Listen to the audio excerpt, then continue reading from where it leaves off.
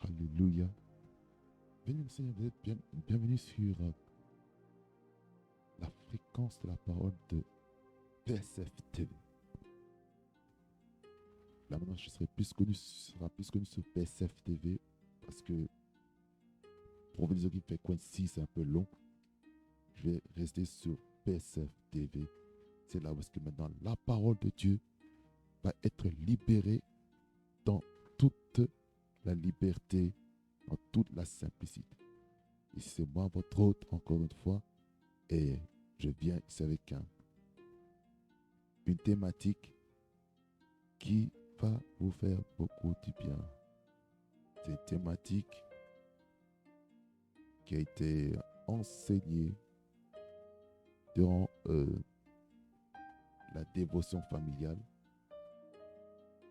Et j'aimerais vous parler de cette thématique qui dit: pour atteindre la grandeur, il faut passer par le désert. Vous savez, en tant qu'enfant de Dieu, nous n'aimons pas le désert. Le désert est là pour nous éprouver. Le désert est là pour vraiment voir de quelle matière nous sommes faits. Le désert. Personne sur la terre n'aime le désert. Je vous dis la vérité, personne n'aime le désert. Personne n'aime le brisement. Personne n'aime les épreuves. Vous devez savoir que c'est dans les épreuves que Dieu nous éprouve. C'est dans les épreuves que Dieu est capable de transformer notre caractère. C'est dans le désert que Dieu est capable de déceler le vrai trésor qui se cache à l'intérieur. C'est pour ça que l'atmosphère de feu est importante pour traverser des temps vraiment de crise. Passer des choses merveilleuses. Ça, j'aimerais vous lire 2 Corinthiens, chapitre 12, verset 5 à 10. Et puis, je vais directement aller dans notre vif du sujet pendant un court instant. Et vous serez richement bénis, et ça, je le crois. La Bible dit ceci: je me glorifierai d'un tel homme, mais de moi-même, je ne me glorifierai pas sinon de mes infirmités. Si je voulais me glorifier, je ne serais pas un insensé, car je dirais la vérité. Mais je m'en abstiens avec personne n'ait à mon sujet une opinion supérieure à ce qu'il voit en moi ou à ce qu'il entend de moi.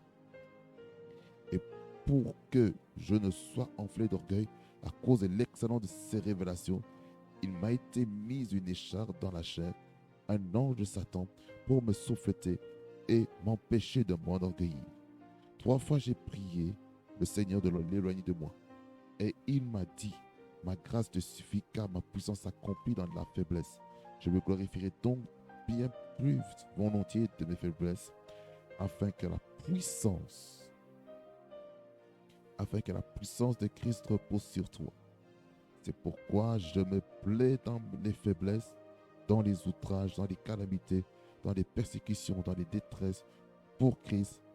Car quand je suis faible, c'est alors que je suis fort. Amen. Est-ce que quelqu'un peut dire un vrai Amen? En fait, nous comprenons des choses merveilleuses ici. Ce texte, il est merveilleux, je vous assure. Parce que ce texte nous permet de comprendre la place vraiment de l'humilité. L'humilité. Être capable de dire: voilà, je suis vulnérable. Il est important de se le dire. C'est pour ça que j'aimerais dire ceci. Pour atteindre la grandeur, il faut passer par le brisement. Il faut passer par le désert.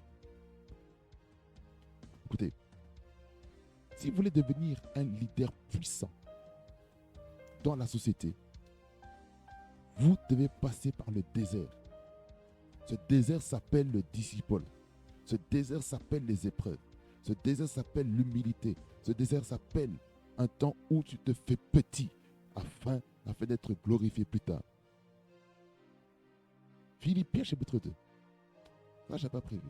Philippiens chapitre 2. Qui nous parle de Jésus.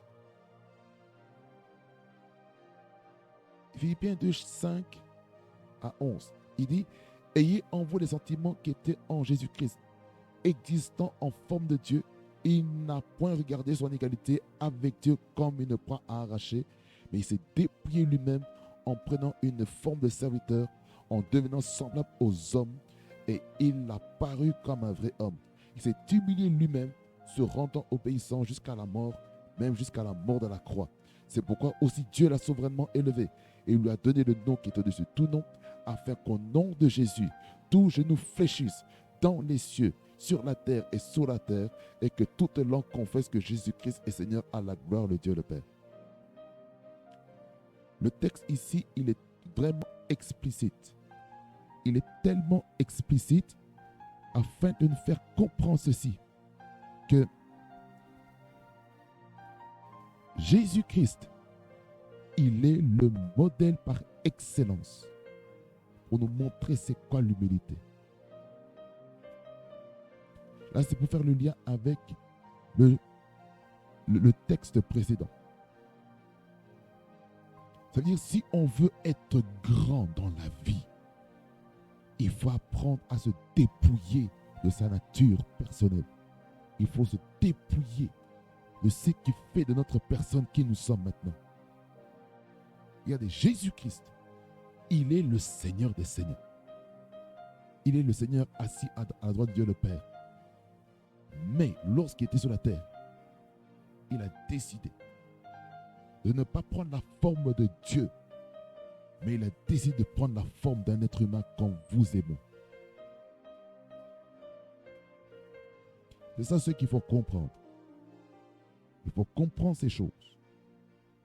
Que nous sommes sur la terre pour manifester l'humilité qui était en Jésus-Christ sur la terre des vivants. Se dépouiller, ça demande de l'humilité, ça demande vraiment un temps où les gens vont te casser. Il faut qu'il y ait des personnes qui nous cassent. Ne cassez pas dans le but de nous tuer, non. Cassez afin que ce que Dieu a mis en vous puisse se matérialiser, puisse être embelli. De l'or pur doit être éprouvé par le feu. Parce que parfois on peut avoir une forme d'or pur qui brille. Mais laissez le temps au temps. Parce que c'est le temps qui va déterminer si cet or est réellement l'or. Parce que parfois l'or qu'on voit, en réalité c'est du bronze. L'or qu'on voit, en réalité c'est de l'argent. L'or qu'on voit peut-être à l'œil nu, en réalité c'est quoi? C'est juste un spray. Et lorsqu'on brûle, ça melt, ça fond. Raison pour laquelle il est important de vivre un temps de désert. C'est le désert qui nous permet d'être instruits. Regardez, les disciples de Jésus sont passés dans le désert par l'apprentissage auprès du Seigneur Jésus-Christ. Beaucoup de personnes sont passées dans le désert. Élisée, écoutez-moi bien, Élisée a eu aussi ce désert où il a dû abandonner sa famille. Il abandonne sa famille afin qu'il puisse vraiment entrer dans la destinée, afin qu'il puisse récolter, recevoir le manteau qu'il y portait. C'est ça que le thème, c'est pour atteindre la grandeur, il faut passer par le brisement, il faut passer par le désert. Le désert, c'est la chose la plus difficile, je peux vous garantir. Le désert. Regardez Jésus. Il a expérimenté le désert pour nous. Regardez, il était crucifié.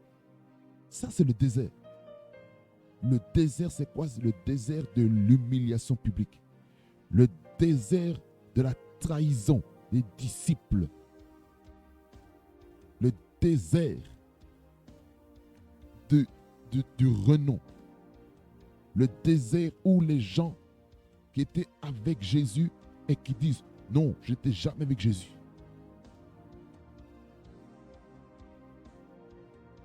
Le désert de la solitude. Souvent, c'est dans les temps de solitude que vraiment Dieu est en train de nous parler. C'est dans le désert. Le désert, ça fait mal. Je vous dis la vérité. Je répète encore, le désert fait mal. Certains pleurent dans le désert. Certains, ils sont même, quand je veux dire,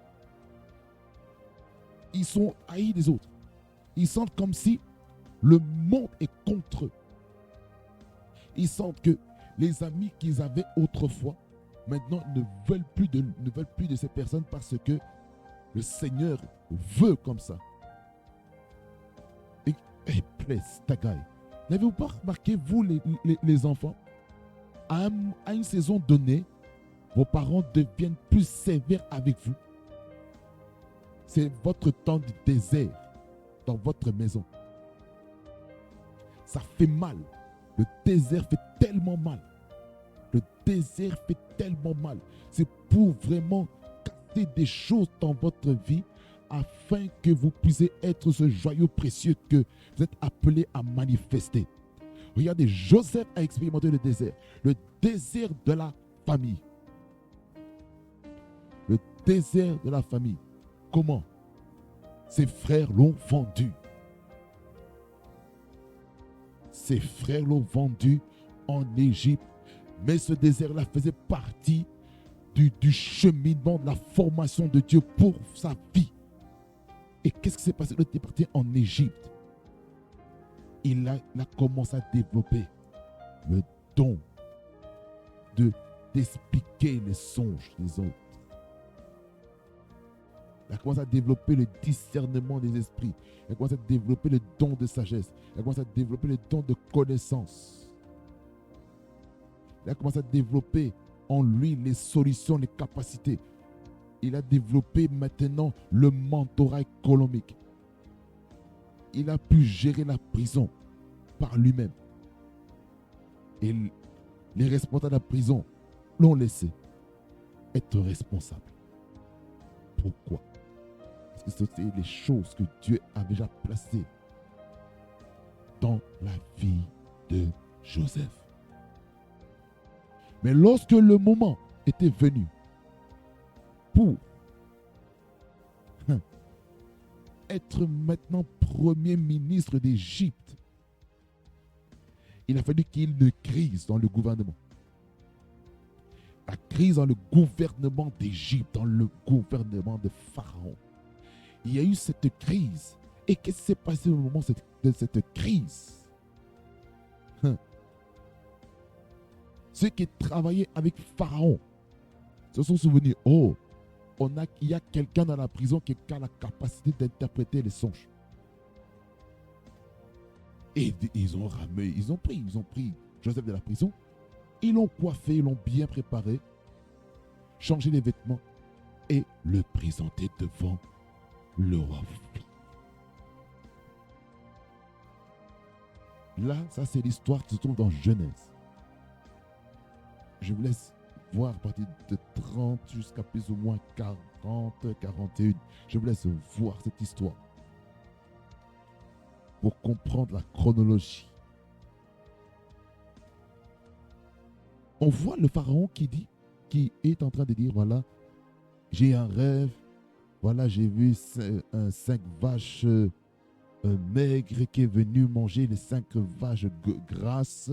J'ai vu, il a vu au niveau de l'agriculture de l'herbe ou du blé qui est en train de consommer par le feu, etc., etc. Il est en train de dire, voilà, l'interpréter en disant qu'il y avait 7 années d'abondance qui allait venir.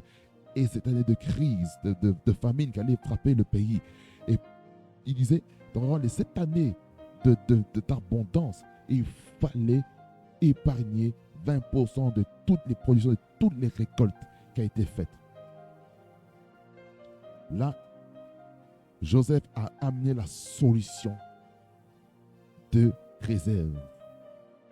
Et c'est ce qui se passe dans les pays. Hein. Lorsqu'un pays passe des temps difficiles, ils vont puiser dans les réserves. Et quand on puise dans les réserves, ce qu'il faut comprendre, lorsqu'on puise dans les réserves, on a la capacité maintenant de bien gérer les ressources. Simplement, Joseph a été premier ministre du royaume d'Égypte. Pourquoi? Parce que il a été taillé en Égypte. Parfois, le Seigneur va te faire quitter ton lieu du confort pour t'amener dans ton lieu du désert. Le désert est un endroit où Dieu veut te communiquer quelque chose par rapport à ta destinée. Le désert est un lieu où le Seigneur veut façonner ton caractère. Le désert est un lieu où Dieu veut briser des choses dans ta vie. Le désert est là, bien-aimé dans le Seigneur. Le désert est là pour tailler notre mauvais caractère. Parce qu'il y a des mauvais caractères. Dieu veut consumer ça. Il veut vraiment déraciner les choses qui n'honorent pas le nom du Seigneur Jésus. C'est ça le désert. Le désert, c'est une chose vraiment. Ceux qui acceptent de passer par cette phase ressortent des grandes personnalités dans la société. Je vous dis la vérité. Le désert est obligé. Le désert est obligatoire. C'est bien qu'on proclame la bénédiction. La bénédiction, c'est très bien. Certains, pour atteindre la bénédiction, ils doivent passer par le désert. Certains, pour avoir la bénédiction économique, la bénédiction financière, ils doivent passer par le désert financier. C'est dur. Hein? Lorsque vous passez dans des déserts financiers, vous n'êtes pas capable de payer votre loyer. Vous n'êtes pas capable de payer l'eau, le gaz, l'électricité. Vous n'êtes pas capable de payer votre transport en commun. Vous n'êtes pas capable de payer le carburant. Vous n'êtes pas capable de payer l'assurance. Vous n'êtes pas capable de payer un bris, vous n'êtes pas capable de payer vos dîmes, de payer les offrandes, de subvenir à vos besoins, subvenir aux besoins de votre famille. Parce que le Seigneur a comme s'il a bloqué la source de revenus dans votre vie afin de voir votre attitude par rapport à l'argent. Quel sera votre comportement? Quel sera votre caractère? Quelle sera votre réaction lorsque Dieu va enlever l'argent? Regardez Job aussi. Job aussi est un exemple aussi de désert. Il a fait face à un désert économique, désert professionnel, désert entrepreneurial, désert familial où ses enfants ont été éliminés, tués. Parce que le diable avait touché à la maison, où ses enfants étaient en train de se réjouir en famille. Le désert au niveau de la santé, désert physique. Job a subi ça. Job a subi aussi le désert au niveau de son mariage. Sa femme qui dit, maudit Dieu. Désert. Désert au niveau relationnel, amical, où ses amis ont dit, voilà, que tu as péché, tu es un pécheur, en sachant que Job n'avait pas péché. Devant Dieu, Job était droit, il était intègre. Il n'y avait personne comme lui sur la terre. Écoutez-moi bien. Le désert que Job a eu, lorsqu'on va vers Job 38 jusqu'au Job chapitre 41, on voit la restauration de Job. Il a encore eu des enfants.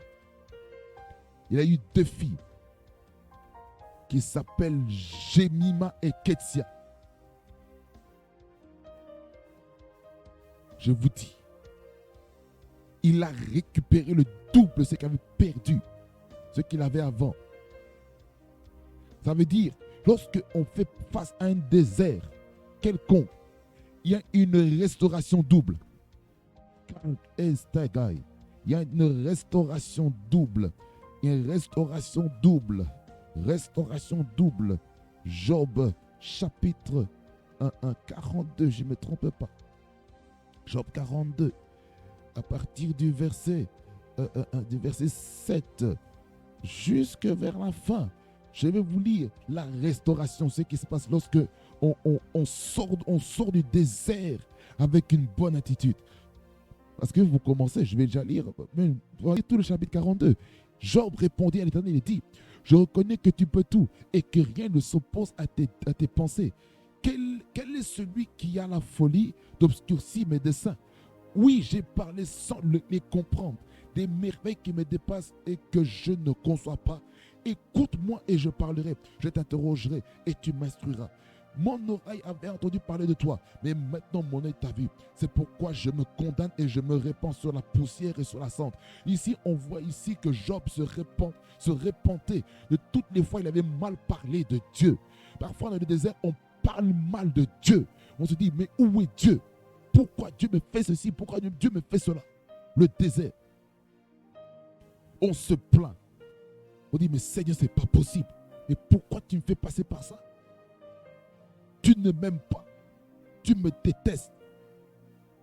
Écoutez, un père, parfois lorsqu'il donne la discipline à un enfant, ça fait mal. Ça, c'est un désert aussi. C'est une épreuve. Mais le père, il sait pourquoi il inflige cette discipline. C'est pour que l'enfant devienne une meilleure personne.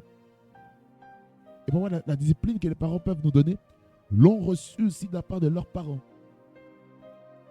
Mais il arrive aussi dans des cas particuliers que la discipline que les parents ont pu donner autrefois, ce n'est plus la même chose que la prochaine génération.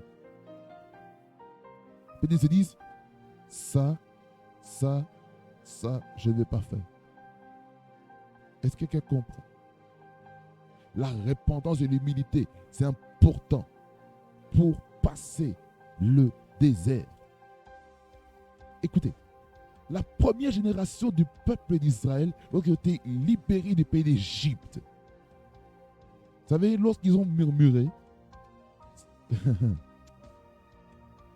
surtout lorsqu'on voit Nombre 13. Nombre 13. Je ne me trompe pas. Hey. Nombre 13.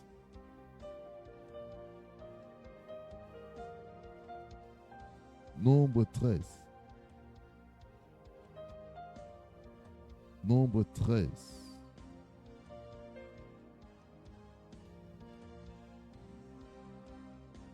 Il dit ceci au verset 26 et le suivant. Il dit, à leur arrivée, il se rendit auprès de Moïse et d'Aaron et de toute l'assemblée des enfants d'Israël à Kadès dans le désert de Paran. Ils leur firent un rapport ainsi qu'à toute l'assemblée et ils leur montrèrent les fruits du pays. Voici ce qu'ils racontèrent à Moïse. Nous sommes allés dans le pays où tu nous as envoyés. À la vérité, c'est un pays où coule le lait et le miel. Et voici les fruits. Mais le peuple qui habite ce lieu est puissant. Regardez la mentalité. Mais le peuple qui habite ce pays est puissant. Les villes sont fortifiées, très grandes. Nous y avons vu des enfants d'Anak. Les Amalécites habitent la contrée du Midi. Les Éphiens, les Jébusiens, les Amoréens habitent la montagne et les Cananéens habitent près de la mer et le long du Jourdain. Caleb fit taire le peuple qui murmurait contre Moïse. Il dit, montons, emparons-nous du pays, nous y serons vainqueurs. Voyez un autre état d'esprit lorsqu'on fait face à des défis, lorsqu'on fait face à des déserts.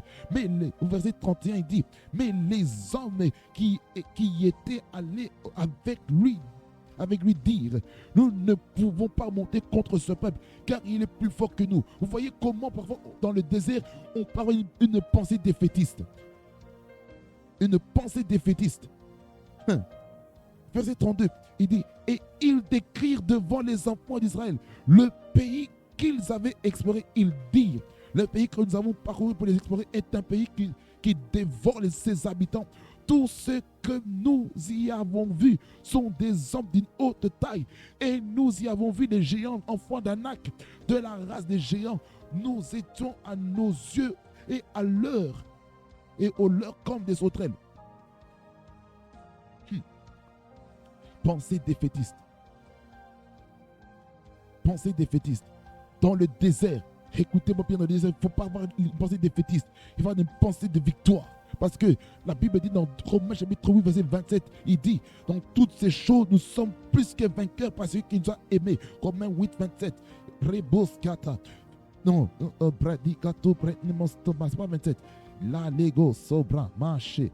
Niga, Dada Bros, Diga de Bros, Taka Pros, Digaja, Prandi on Stopai de Gai, Estaka de Broska, Etaka Romoska. Verset 28, il dit, ça vous dit, est-ce que toutes choses concourent au bien de ceux qui aiment Dieu, de ceux qui sont appelés à la mamelle. Il y a un verset qui dit, dans toutes ces choses, nous sommes plus que vainqueurs, parce qu'il nous a aimés. Verset 37, mais dans toutes ces choses, nous sommes plus que vainqueurs par celui qui nous a aimés. Car j'ai l'assurance que ni la mort, ni la vie, ni les anges, ni les dominations, ni les choses présentes, ni les choses à venir, ni les puissances, ni la hauteur, ni la profondeur, ni aucune autre créature ne pourra nous séparer de l'amour de Dieu manifesté en Jésus-Christ notre Seigneur. Ça veut dire que en Jésus-Christ, nous avons la victoire. Nous avons la victoire. Bien, mon Seigneur. Nous avons la victoire. Voyez, retournons un peu dans Nombre. En Nombre, la gay, verset 14. Karamandos koprai, kadesto pronomon kintegos, garebroistega shekete pro. Je vous encourage à lire Nombre 14. Nombre 14, qui nous fait comprendre que à cause d'une mauvaise mentalité, à cause de l'incrédulité, à cause de la révolte de l'opinion publique, maintenant la première génération des Israélites sont morts dans le désert pendant 40 ans. Ils ont erré 40 ans dans le désert. 40 ans. 40 ans. Hey! 40 ans. Ils ont erré dans le désert. 40 ans. 40 ans. 40 ans. C'est grave. C'est grave. Écoutez. Nombre 14, verset 11. Par rapport aux complaintes que les peuples d'Israël étaient en train de dire, et il dit, et l'Éternel dit à Moïse, jusqu'à quand ce peuple me méprisera-t-il? Jusqu'à quand ne croira-t-il pas en moi, malgré tous les prodiges que j'ai faits au milieu de lui? Je le frapperai par la peste et je le détruirai, mais je ferai de toi une nation plus grande et plus puissante que lui. Moïse dit à l'Éternel, les Égyptiens l'apprendront, eux, du milieu desquels tu as fait monter ce peuple par ta puissance. Et ils leur diront aux habitants de ce pays, ils savaient que toi, l'Éternel, tu es au milieu de ce peuple, que tu apparais visiblement, toi, l'Éternel, que ta nuée se tient sur lui, que tu marches devant lui le jour dans une colonne de nuée et la nuit dans une colonne de feu. Si tu fais mourir ce peuple comme un seul homme, les nations qui ont entendu parler de toi diront, l'Éternel n'avait pas le pouvoir de mener ce peuple dans le pays qu'il avait juré de lui donner. C'est pour cela qu'il a égorgé dans le désert. Maintenant que la puissance du Seigneur se montre dans sa grandeur, comme tu l'as déclaré en disant, l'Éternel est lent à la colère et riche en bonté. Il pardonne l'iniquité et la rébellion, mais il ne tient point le coupable pour innocent, et il punit l'iniquité des pères sur les enfants jusqu'à la 3e et la 4e génération. Pardonne l'iniquité de ce peuple selon la grandeur de ta miséricorde, comme tu as pardonné à ce peuple depuis l'Égypte jusqu'ici. Regardez la suite, verset 20. Il dit, et l'Éternel dit, je pardonne comme tu l'as demandé, mais je suis vivant, et la gloire de l'Éternel remplira toute la terre. Tous ceux qui ont vu ma gloire et les prodiges que j'ai faits en Égypte et dans le désert, qui m'ont tenté déjà 10 fois et qui n'ont point écouté ma voix, tous ceux-là ne verront point le pays que j'ai juré à leur père de leur donner. tous ceux qui m'ont méprisé ne le verront point. Hey. Nombre 14, vers 4.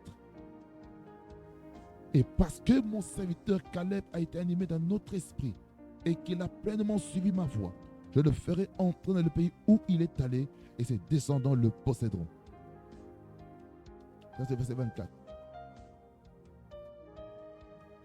Le verset qui m'intéresse, c'est par rapport... Non, continuons. Continuons.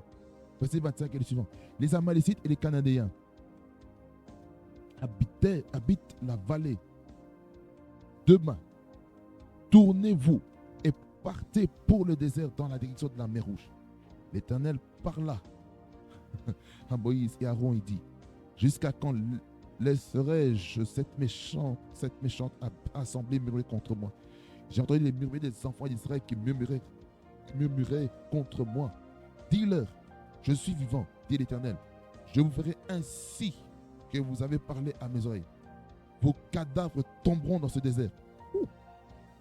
Vous tous, dont on a fait le dénombrement, en vous comptant depuis l'âge de 20 ans et au-dessus, et qui avez murmuré contre moi, vous n'entrerez point dans le pays que j'avais juré de vous donner.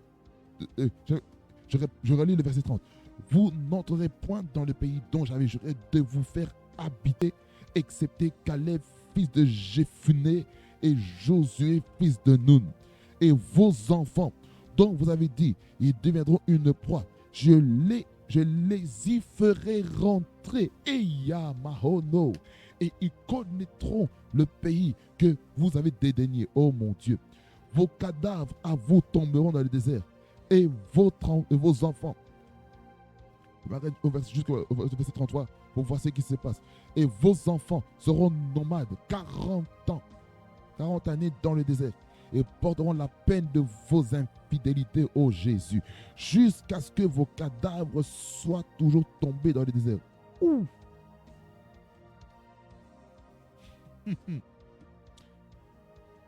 C'est fort. Comment parfois on peut avoir une mauvaise mentalité dans le désert. Une mauvaise mentalité dans le désert. Et ça, c'est grave. C'est grave. Lorsqu'on a une mauvaise mentalité dans le désert.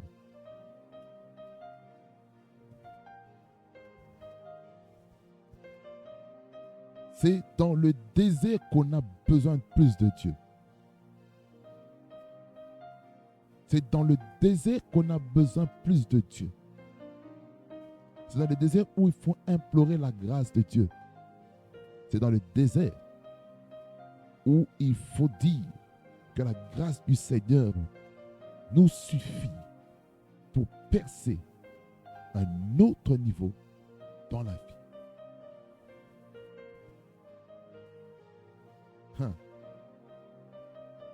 Pourquoi le désert est là aussi?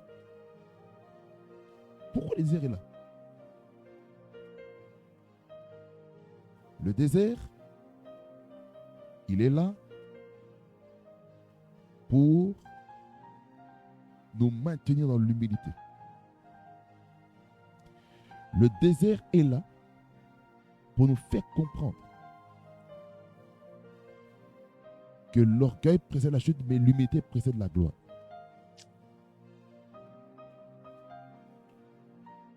Le désert nous permet de savoir vraiment l'état de notre cœur.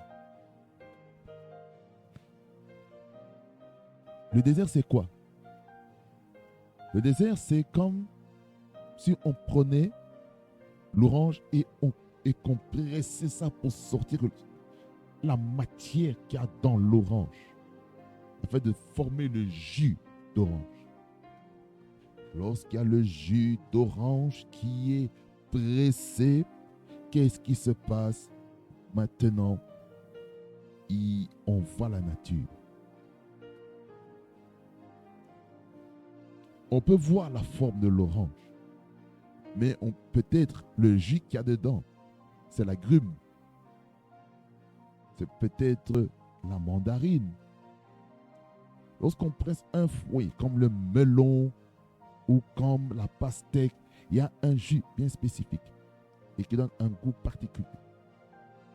Raison pour laquelle il faut, dans la vie, comprendre que le désert est là pour nous former, nous forger, afin d'être quelqu'un de bon dans cette génération.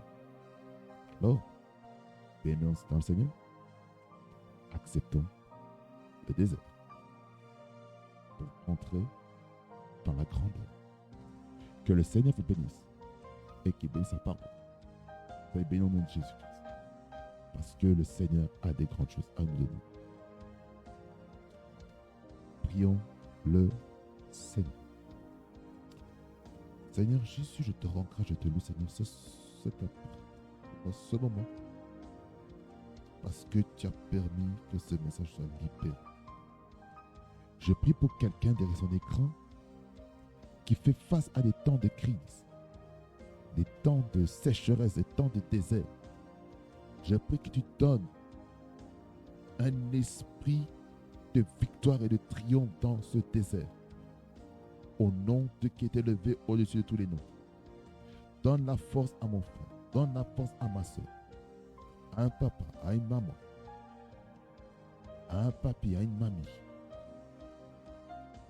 À un enfant, à un ado, à un jeune. Qui fait face à des temps difficiles, à des temps de troubles, des temps de sécheresse, des temps de crise, des temps d'épreuves brutales. D'autres, Seigneur, font face à des épreuves dans leur famille, des déserts familiales. Certains font face à des déserts académiques. Certains font face à des déserts ministériels. D'autres font face à des déserts financiers. D'autres font face à des déserts professionnels. Mais je prie dans ce désert que l'attitude soit une attitude de victoire, une attitude de triomphe, une attitude dans laquelle on dit dans toutes ces choses, nous sommes plus que vainqueurs parce qu'il nous a aimés. Alléluia.